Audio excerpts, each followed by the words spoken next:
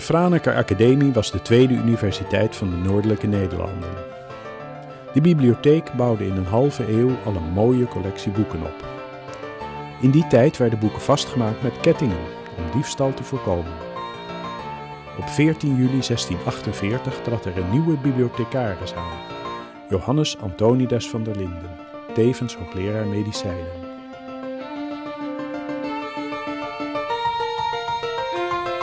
Na een kastcontrole aan de hand van de catalogus van 1644 kwam hij erachter dat er maar liefst 122 boeken ontbraken. Dat er ondanks de kettingen toch zoveel boeken gestolen waren, was een schokkende ontdekking.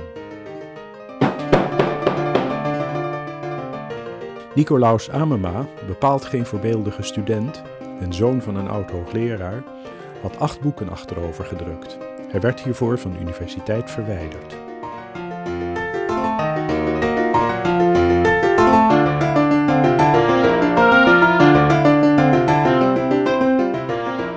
De overige boeken zijn nooit teruggevonden. Mogelijk heeft Nicolaus er meer verduisterd, maar dat is niet met zekerheid te zeggen. Waar zijn de gestolen boeken van de Franeker Universiteit? Help ons zoeken.